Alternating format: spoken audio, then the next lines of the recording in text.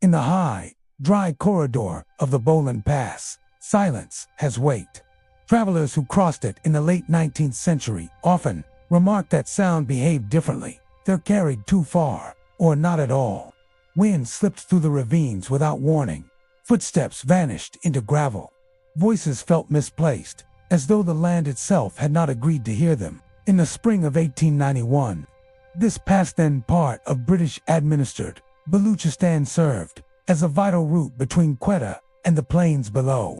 Military supply caravans moved through weekly. Surveyors, telegraph workers, and railway scouts followed close behind, tasked with mapping and stabilizing the region for an expanding empire. It was during this period that a small temporary encampment was established near Mach, close enough to the pass to monitor traffic, but far enough from the main route to avoid obstruction. The camp consisted of a low stone rest house, the canvas tents, and a signal post tied into the Indo-European telegraph line. The men stationed there were unremarkable by official standards. Sub-Assistant Engineer Thomas W. Hargreaves, age 34, kept the maintenance logs. Naik Rahim Bass, a locally recruited guard, oversaw night watches. 2 linemen rotated shifts along the wire, and a clerk barely out of Calcutta, inventories and correspondence. Their days followed an established rhythm. Morning inspections of the line, midday heat that drove men into shade and quiet, evening tea taken facing the hills, where the light failed early. The official journals from the site, now fragmented across railway records and provincial gazette notes, contain little of interest. For the first several weeks, wire tension, weather, minor delays caused by rockfall. One entry, dated April 11th, notes only: wind from the west, unusual stillness at dusk. At the time, this was not considered noteworthy. The Bolan Pass was known for its sudden calms. Traders spoke of hours where even birds ceased movement. Local herders avoided certain ravines after sunset, though no reason was ever formally recorded. Such details rarely entered British reports unless they interfered with schedules. Yet among the private materials letters, later recovered from family collections, there are hints that the men felt something they did not name. Hargreaves wrote to his sister in Simla that the evenings were oppressively quiet, and that sleep came poorly despite exhaustion. He attributed it to altitude and the unfamiliar terrain. Naik Rahim, according to a translated oral account recorded decades later, remarked that the hills had begun to listen back after nightfall. The phrase was not explained, and the interviewer did not press him on its meaning. Nothing had yet occurred that could be classified as an incident. No lights were seen. No sounds reported beyond wind and stone. No animals went missing, and yet the routine began to subtly bend. Night watches stretched longer than recorded. Lanterns required trimming more frequently, as if burning unevenly. The telegraph line, intact and undisturbed, experienced brief pauses where no signal would pass, then resumed without fault. Each irregularity had an explanation. Each was logged and dismissed. Still, by the 3rd week of April, the men had begun to alter their habits. Conversations ended earlier. The rest house door was barred before full dark. No one volunteered for solitary walks beyond the immediate perimeter after sunset. There is no single document that marks this change, only a convergence of small decisions made quietly by men who sensed, without evidence, that the hours after dusk were no longer empty, and that something, whatever it was, had already taken notice of them. The first disturbance was so minor that, under different circumstances, it would not have survived a single retelling. It occurred on the evening of April 23, 1891, shortly after sunset, during the changeover between the day watch and the night guard. According to the maintenance ledger, the telegraph line fell silent for 3 minutes. This was not unheard of. Wind could loosen fittings. Dust could interfere with the relay. Animals occasionally brushed the wire. The pause was logged, the mechanism inspected, and no fault was found. Yet several men independently noted something else. Naik Rahim later stated that during the silence, the air ceased moving entirely. No wind, no insects. Even the distant calls from the past, normally faint but constant, were absent. The stillness did not deepen. It simply arrived, complete and immediate. At the same moment, One of the linemen reported hearing what he assumed was footfall on gravel, slow, irregular, and too heavy to belong to a goat or jackal. He did not see anyone. He assumed, at first, it was Rahim making his rounds. Rahim, however, was standing beside him. The sound lasted only a few seconds. It did not approach, retreat, or circle. It stopped as abruptly as it began. No one spoke of it openly that night. The men retired earlier than usual. Lanterns were extinguished in stages rather than all at once. The rest house remained locked until morning. The following day brought no sign of intrusion. No tracks near the tents, no displaced stones, no damage to supplies or wire. Hargreaves wrote in his journal that the incident was likely auditory confusion due to fatigue. He underlined the word likely. 2 nights later, a second occurrence was recorded, this time by more than one observer. Just after dusk, while Rahim completed his circuit near the signal post, he noticed that his shadow did not behave as expected. The lantern light fell cleanly on the ground, yet his silhouette appeared shortened, as if something between him and the rock face absorbed part of it. He turned the lantern, adjusted the wick, and stepped back. The shadow corrected itself. Moments later, a clerk inside the rest house remarked that the lamp flame leaned inward, toward the wall, despite no draft. When the window was opened, the flame steadied, but the outside air felt colder than the evening before, inconsistent with the season. Again, rational explanations were favored. Thermal shifts, fatigue, changes in elevation pressure. No formal report was sent up the chain. What unsettled the men was not any single detail, but the lack of continuity. Each irregularity existed alone, refusing to form a pattern that could be addressed or dismissed. By the end of that week, Rahim requested permission to adjust the night watch, proposing shorter circuits and more frequent returns to the rest house. He gave no reason beyond terrain considerations. The request was approved. Privately, Hargreaves noted that Rahim had begun pausing at certain points along the perimeter, always facing the same narrow ravine to the northeast, where the rocks fell away sharply and sound carried poorly. When asked what he was listening for, Rahim replied only that he wished to hear something ordinary. By then, the men had begun to understand that the quiet itself was no longer neutral. It was not empty. It was waiting. By early May, the subtle disturbances began to multiply. The small encampment felt less like an outpost and more like a vessel adrift in an indifferent, observing landscape. It started with sounds. Hargreaves, a man stationed there, noted in his journal that gravel in a nearby ravine carried the sound of movement, yet nothing was ever found. Linemen reported brief flashes of light, always just out of reach. One night, a candle flame inside a closed room flickered violently, though there was no wind. The men's sleep grew worse, and they always woke with a sensation of being watched. Then, the disturbances hit the telegraph line. Signals stopped transmitting for over 20 minutes with no mechanical fault. When the line resumed, messages arrived incomplete, with letters replaced by strange marks. Soon, even simple tasks became an ordeal.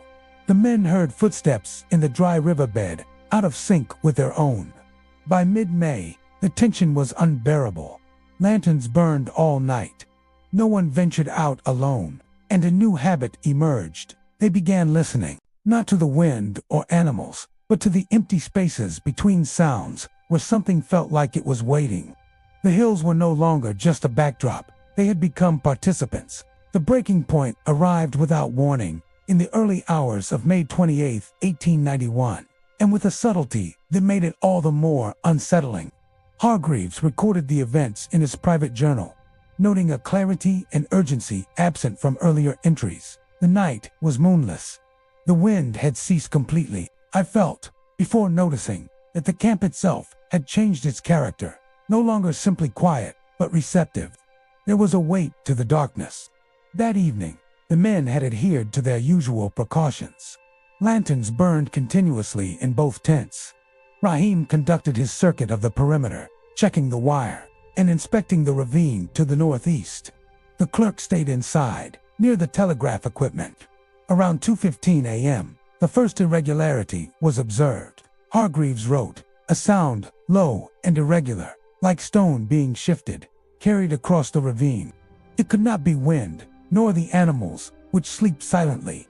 Rahim and I both heard it, though neither of us moved. The noise did not approach, did not retreat, it simply existed. Moments later, the telegraph needle quivered violently, though the line was intact. Messages already queued for transmission became garbled, unintelligible, unlike any mechanical fault previously observed. Then came the shadows. The men reported that lantern light cast multiple, inconsistent silhouettes along the rocks and canvas walls. Rahim's shadow occasionally detached from his movements, stretching toward corners of the camp where no one stood. Hargreaves described feeling a presence in the corner of his vision, always peripheral, vanishing when directly looked at. One lineman, in later testimony, recalled that the sound of footsteps suddenly surrounded the camp from above, below, and behind, but when the men moved to confront it, the gravel was untouched. The echo did not obey the laws of distance or direction. The breaking point, however, was not the sounds or shadows alone. It was the atmosphere itself, which became oppressive and deliberate. The journal entries, sparse and taut, suggest a collective realization. The past was no longer merely a landscape. They were now in a space that responded to them. Hargreaves wrote, "I have never known such fear. Not for life, nor for danger of bandit or beast, but for the quiet itself. It is as though the night knows we are here, and finds our presence inconvenient." The men retreated into the rest house, barring doors and moving close to the lanterns. For nearly an hour, the disturbances continued. Footfalls in every direction, lamps flickering, shadows shifting in impossible angles, telegraph signals stuttering. Yet when dawn finally broke, the ravines were empty, the line intact, and no tangible evidence remained. The men inspected every corner, but found only the normal detritus of a camprock's dust, discarded rope. Nothing explained the night's events.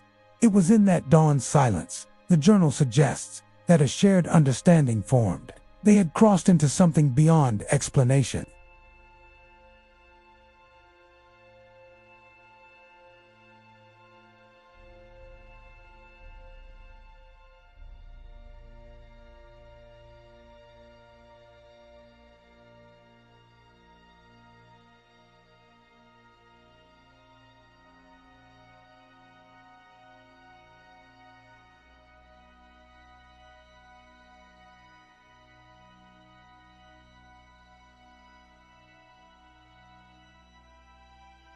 The night of May 28th left the men of the Boland Pass encampment changed, though the change was subtle and largely private. Hargreaves, in his following journal entry, noted a new hesitation in daily tasks. The men no longer ventured beyond the immediate perimeter without accompaniment. Lanterns remained lit longer than necessary, and the simple act of moving between tents had become deliberate, cautious, almost ritualized. The linemen requested extended leave, citing illness and fatigue, though those who remained spoke less of their own exhaustion and more of the oppressive stillness that now clung to the camp. Rahim, whose experience of the disturbance had been most acute, began to patrol not only the immediate perimeter but also points farther up the ravine, insisting he could anticipate the night better from above. Whether this helped him more merely offered the illusion of control is unclear. Efforts to record the events became increasingly detailed, though still cautious. Hargreaves attempted precise logs of every irregularity, lamp flickers, shadows, footfalls, telegraph interruptions. Yet even as he documented, he included repeated caveats emphasizing uncertainty. There was no evidence, nothing tangible beyond perception. The telegraph office in Quetta received garbled messages but unable to identify mechanical faults, assumed paper or ink issues. The Provincial Gazette carried routine notes of the line's operation, unaware of the disturbances noted in personal journals. Psychological impact was evident. One lineman described vivid dreams of the ravine rocks moving of their own accord, shadows stretching unnaturally, whispers of a language he could not understand. Another reportedly refused to sleep near the northern wall, claiming it breathes at night. Despite this, formal reports remained restrained. Fear was documented as fatigue or adjustment to environment, not as encounters with anything unusual. The men were careful not to alarm superiors. Hargreaves, in a private letter to his sister, wrote, I hesitate to describe fully what has occurred, for it may be dismissed as fancy. Yet each man perceives it, and none speak openly, lest the notion of madness reach ears that should not hear it. By early June, some of the men had departed for reassignment. Those who remained continued the routines, but with an underlying tension that no amount of discipline could erase. Lanterns were trimmed brighter. Watches were doubled. Conversations fell into silence earlier than usual, as if the night itself could intercept words. Even in daylight, there were signs. Shadows lingered longer than they should.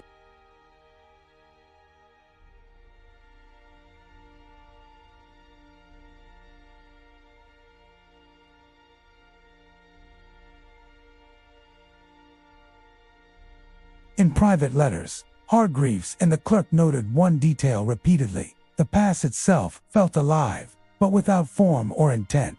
It was not threatening in the conventional sense.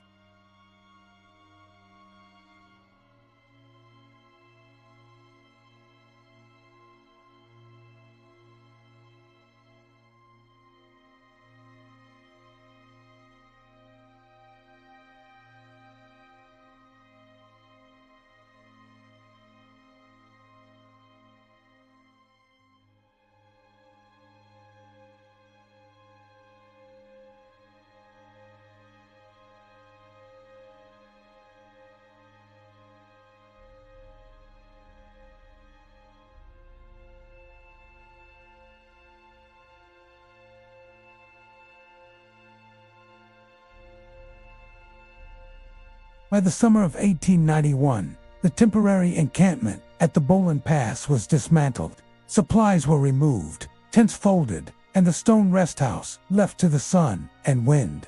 Hargreaves, Rahim, and the remaining men were reassigned to other posts along the railway line. Yet the experience endured not in official reports, but in the private records and oral accounts they left behind. Hargreaves's journals, recovered decades later from family papers, are the most detailed, meticulous entries of lamp flickers, shadow anomalies, and telegraph irregularities. Still, he never claimed to understand what he observed, writing repeatedly that the phenomena were unaccounted for and beyond my training or comprehension. Rahim Baksh's recollections, captured in interviews with local historians in the 1930s, were equally restrained. He spoke of listening to the ravine at night, of shadows moving without source, of silence that felt sentient. Yet when asked for explanations, he would only shake his head and say, "We saw nothing, and yet we knew something watched. It is the hills themselves, perhaps, or something in them. We left it there." But it did not leave us. Other accounts letters from linemen, fragments of telegraph logs, offer glimpses, but rarely intersect. Some entries suggest fatigue or imagination.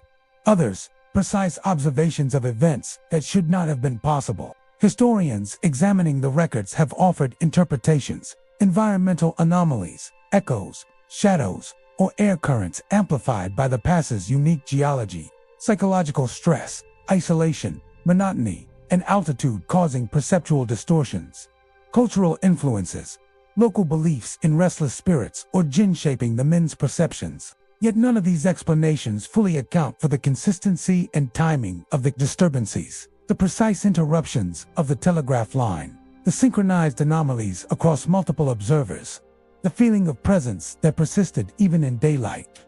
Modern visitors to the Boland Pass sometimes report an uneasy stillness, though these accounts are anecdotal. Surveyors, trekkers, and local guides describe a sense of being watched, a heaviness in the quiet, and occasional fleeting lights or sounds that vanish before they can be identified. No one claims to know the truth. The journals, letters, and oral histories end abruptly, leaving only fragments, the weight of observation, the unpredictability of silence, the hills that seem to remember the men who passed through them.